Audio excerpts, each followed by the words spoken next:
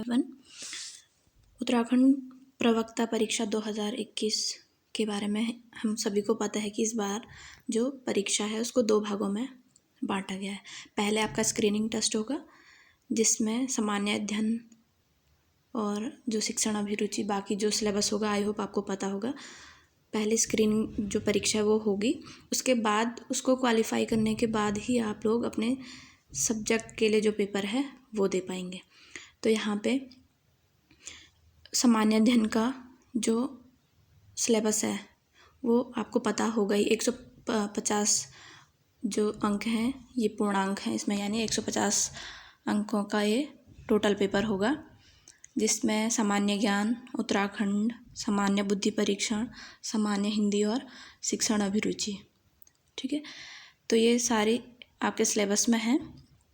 I hope आपकी तैयारियां ज़ोरों से चल रही होंगी।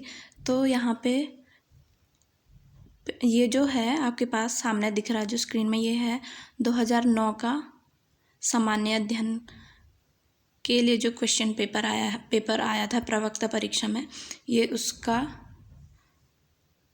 उसको यहाँ पे सॉल्व करवाया जाएगा। तो सबसे पहले यहाँ पे है प्रश्न नंबर 1 कि थांगला दर्रा किस जनपद में है। ठीक है, तो थांगला दर्रा उत्तरकाशी में है। ठीक है, इसका आंसर होगा सी।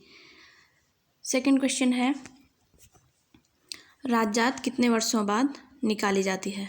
तो राजजात कितने वर्षों बाद निकाली जाती है? 12 वर्षों बाद। ठीक है, राजजात कितने वर्षों बाद निकलती है? 12 वर्षों बाद। इसका आंसर हो जाएगा सी। थर्ड है खतलिंग ग्लेशियर कहाँ स्थित है। तो खतलिंग ग्लेशियर कहाँ स्थित है? इसका आंसर होगा बी, यानी टिहरी जनपद में। ये होगा इसका आंसर।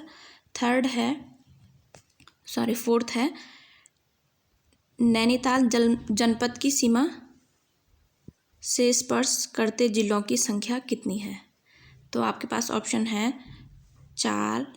5, 4, 6 और 3। तो यहाँ पे हमारे पास ये उत्तराखंड का मैप, तो ये रहा नैनीताल आपके पास सामने।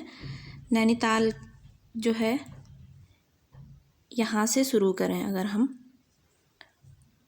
तो यहाँ पे चंपावत, अल्मोड़ा, ये हमारे पास पौड़ी और फिर उधम सिंह नगर, यानी ये कितने जिलों से होकर लगता है? 4 जिलों से। तो इसका आंसर हो जाएगा 4, यानी आंसर ऑप्शन नंबर बी। तो नैनीताल 4 जिलों को स्पर्श करता है। ठीक है, अब इसके बाद है क्वेश्चन नंबर 5। सबसे कम उम्र में उत्तराखंड का विक्टोरिया क्रॉस विजेता सैनिक कौन था। विक्टोरिया क्रॉस जो है वो जब अंग्रेजी शासन था उस टाइम पे जो सैनिक थे उनके उत्कृष्ट जो कार्य होते थे उसके लिए विक्टोरिया क्रॉस दिया जाता था। तो यहाँ पे क्वेश्चन नंबर 5 का आंसर होगा गबर सिंह नेगी, यानी ऑप्शन नंबर ए। ठीक है, क्वेश्चन 6 है उत्तराखंड में वर्ष 2009 तक कितने डीम्ड राज्य केंद्रीय विश्वविद्यालय कार्यरत थे। यानी इस क्वेश्चन में डीम्ड भी होंगे और स्टेट जो एफिलेटेड हैं वो भी, और केंद्रीय विश्वविद्यालय, ये तीनों इसमें कंक्लूड होंगे। तो क्वेश्चन नंबर 6 में इसके ऑप्शन है 8, 10, 9 और 15। तो यहाँ पे टोटल थे 15। यहाँ पे 15, यानी डी ऑप्शन हमारा सही रहेगा। 7 है लाखामंडल उत्तराखंड के किस जनपद में स्थित है। तो लाखामंडल एक गुफा है। ठीक है, और ये ऐतिहासिक स्थल है जो कि कहाँ स्थित है? देहरादून में स्थित है। ठीक है, तो इसका आंसर हो जाएगा ए। ठीक, इसके बाद है उत्तराखंड में कौन सी जनजाति नहीं है, यानी निम्नलिखित में से कौन उत्तराखंड की जनजाति नहीं है, ट्राइब इसको इंग्लिश में कहते हैं। तो भोटिया भी रहती है, थारू भी है, बोक्सा है, 8वें का, यानी अब हमारे पास जो नागा है ये उत्तराखंड की जनजाति नहीं है। क्वेश्चन में हमें ये भी ध्यान देना है कि उन्होंने हमसे है पूछा है या नहीं है। इसमें कई बार कंफ्यूज हो जाते हैं, तो इसमें हमको ध्यान देना है कि हमसे क्या पूछा गया है। तो यहाँ पे इसका आंसर होगा डी, यानी आंसर ऑप्शन नंबर डी।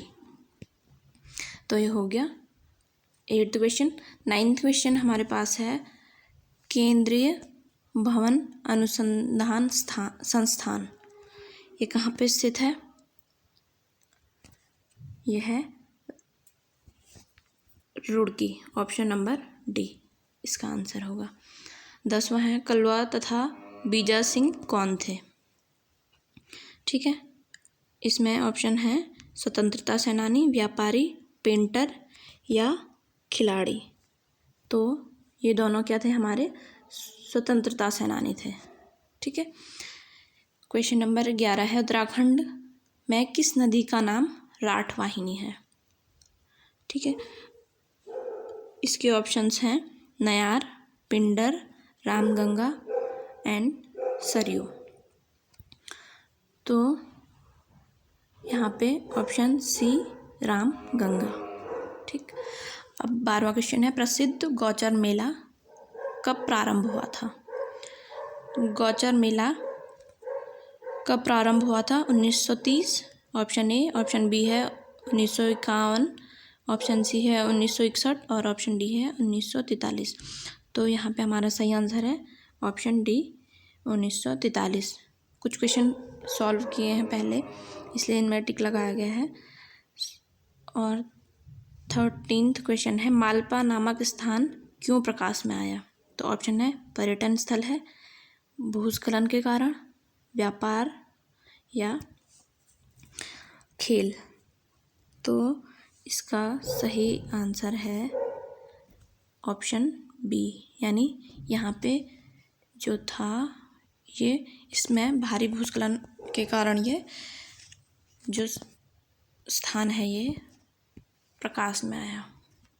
ठीक है, अब 14th है उत्तराखंड उत्थान परिषद का गठन कब और किसने किया? इसमें ऑप्शन है 30-31 मई 1982 को डी पंत द्वारा, बी है 15 अगस्त 1958 को गोविंद बल्लभ पंत द्वारा, सी है 30-31 मई 1988 को शोभन सिंह जीना द्वारा और डी 9 नवंबर 2000 को नित्यानंद स्वामी द्वारा। तो इसका सही आंसर है सी 30-31 मई 1988 को शोभन सिंह जीना द्वारा।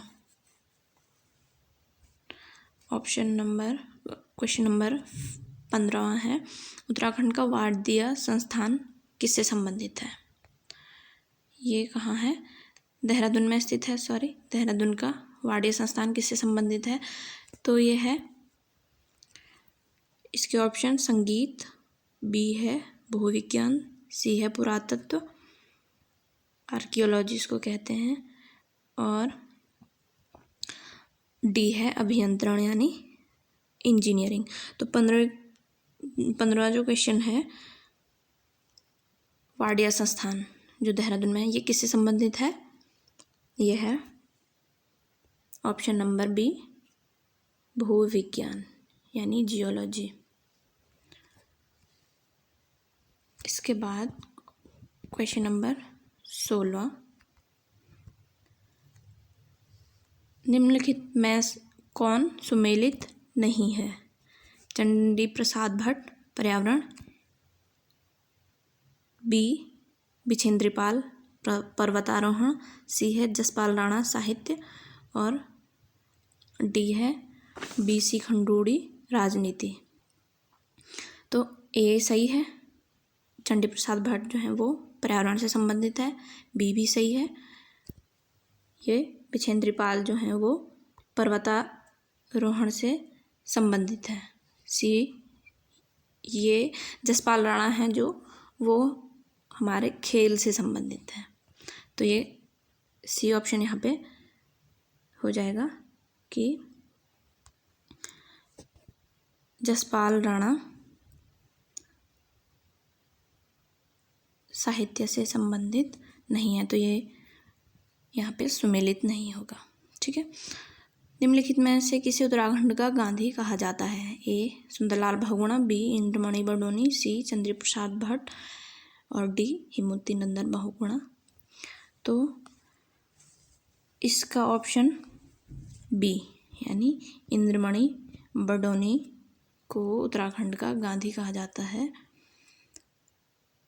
18वां क्वेश्चन है, हरिद्वार में शांति कुंज की स्थापना किसने की? तो ए है स्वामी राम तीर्थ, बी है स्वामी सहजानंद, सी पंडित श्री राम शर्मा या डी विवेकानंद। तो इसका ऑप्शन होगा सी यानी पंडित श्री राम शर्मा। तो ये उसका आंसर सी हो जाएगा सही। ठीक है। इसके बाद 19वां क्वेश्चन है, कत्यूरी राजवंश का संस्थापक कौन था? ठीक है। तो 19वां क्वेश्चन हमारे पास है और इसके ऑप्शंस बसंत देव, निम्बरदेव, लखनपाल और सुभिक्ष राजदेव। तो इसका जो आंसर होगा वो होगा बसंत देव यानी ऑप्शन ए। 20वां क्वेश्चन है, गढ़वाल पेंटिंग किसने बनाई? तो मुकुंदीलाल, गुमानी पंत, मौलाराम या विशंबर दत्त चंदोला। तो 20वें क्वेश्चन का आंसर होगा सी यानी मौलाराम। और मौलाराम की जो चित्रकला का संग्रहालय है ये श्रीनगर गढ़वाल जो कि पौड़ी में स्थित है, पौड़ी ज़िले में, वहाँ पर इसका संग्रहालय है जो हेमवती नंदन बहुगुणा विश्वविद्यालय की देखरेख में संचालित किया जाता है। इसके बाद आता है 21वां क्वेश्चन, हेमवती नंदन बहुगुणा विश्वविद्यालय, ये हे नौब ऐसे लिखा है, गढ़वाल विश्वविद्यालय को कब केंद्रीय विश्वविद्यालय का दर्जा मिला? तो 15 जनवरी 2009, 15 अगस्त 2009, 15 मार्च 2009 या 26 जनवरी 2009। तो ये ऑप्शन ए 15 जनवरी 2009 को इसको केंद्रीय विश्वविद्यालय का दर्जा मिला। ठीक है।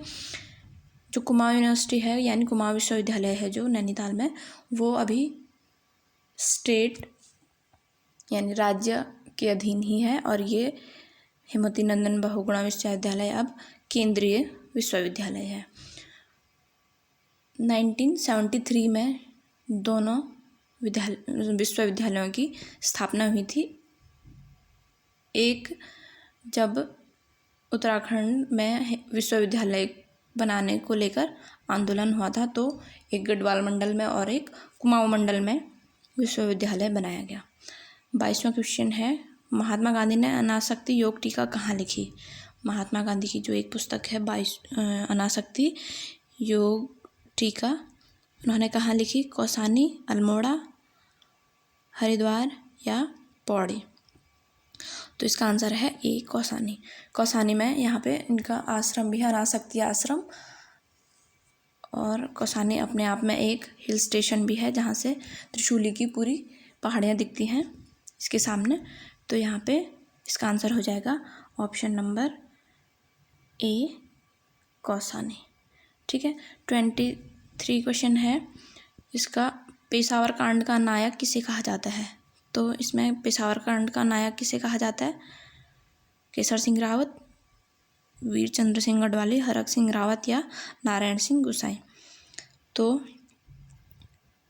सबको पता है पेशावर कांड का जो मुख्य सैनिक या स्वतंत्रता संग्राम सेनानी थे वो हमारे वीर चंद्र सिंह गढ़वाली थे। ठीक है। इन्होंने निहत्थे भारतीयों पर गोली चलाने से मना कर दिया था। 24 क्वेश्चन है, श्रीदेव सुमन कब शहीद हुए थे? 24 जुलाई 1943, 22 जुलाई 1944, 24 जुलाई 1944 या 25 जुलाई 1944। तो इसका आंसर होगा डी, यानी 25 जुलाई 1944। ये आमरण अनशन के बाद, अंग्रेज़ों के शासन के खिलाफ इन्होंने आमरण अनशन किया था, उसके बाद उनकी मृत्यु, ये शहीद हो गए थे। 25वां है, चिपको आंदोलन का नेतृत्व किसने किया? तो इसका आंसर होगा गौरा देवी। गौरा देवी जो है वो चिपको आंदोलन की नेतृत्व इन्होंने किया था। ये चमोली जिले के रैणी गांव में स्थित है। यहाँ पे चिपको गांव इसको कहा जाता है। ये रैणी गांव में इसको, ये जंगल है जहाँ पे इन्होंने चिपको आंदोलन शुरू किया था। अभी हाल ही में वहाँ पे ग्लेशियर भी टूटा था, जिसके कारण कई लोगों की जिंदगियां बर्बाद हो गई। तो ये वही गांव है जहाँ से ग्लेशियर फटा, अंतिम गांव भी कह सकते हैं इसको। 26वां है, गदर पार्टी के संस्थापक कौन थे? तो इसके ऑप्शंस ए है वासुदेव फड़के, दूसरा है विनय दामोदर सावरकर, वीडी सावरकर भी बोलते हैं इनको, सी है भगत सिंह और डी है लाला हरदयाल। तो इसका ऑप्शन होगा ए वासुदेव फड़के, गदर पार्टी, और इसका मुख्यालय था सैन फ्रांसिस्को में। ठीक है, तो इसका ऑप्शन यहाँ पे हो जाएगा option number A Vasudev Phadke. ठीक है, 27वां है, सल्ट की घटना किस वर्ष हुई? 5 सितंबर 1942, 6 सितंबर 1942, 10 सितंबर 1942 या 8 सितंबर 1942 को। तो 27वां आपका क्वेश्चन है, सल्ट की घटना किस वर्ष हुई? तो ये इसका ऑप्शन है ऑप्शन ए, 5 सितंबर 1942 को ये घटना हुई थी। अल्मोड़ा अखबार का प्रकाशन किस वर्ष से प्रारंभ हुआ? तो अल्मोड़ा अखबार का प्रकाशन वर्ष कौन सा है? ए, 1871 में। ठीक है, ये इसका ऑप्शन ए हो जाएगा 1871। 29वां क्वेश्चन है, निम्नलिखित में से कौन एक युग इसमें उत्पाद और उनके उत्पादक देश सुमेलित नहीं है? चाय श्रीलंका, जैतून ट्यूनीशिया, केला कोस्टा रिका या कहवा क्यूबा। तो इसका है ऑप्शन नंबर डी, कहवा क्यूबा। जो कहवा यानी कॉफ़ी सीड्स हम इनको कहते हैं, तो ये सबसे ज़्यादा होता है ब्राज़ील में। ठीक है, तो इसका ऑप्शन नंबर डी हो जाएगा सही। इसके बाद है, निम्नलिखित में से कौन ठंडी समुद्र धारा है? तो ठंडी समुद्र धारा कौन सी होगी यहाँ पे? गल्फ स्ट्रीम या लेब्राडोर या क्यूरोसिया या उपरोक्त में से कोई नहीं है इसके ऑप्शंस हैं। तो इसका आंसर होगा लेब्राडोर। ये समुद्री ठंडी धारा है और गल्फ स्ट्रीम एंड क्यूरोसिया जो है ये गर्म धाराएं हैं। ठीक है, तो इसका आंसर होगा ऑप्शन बी, लेब्राडोर।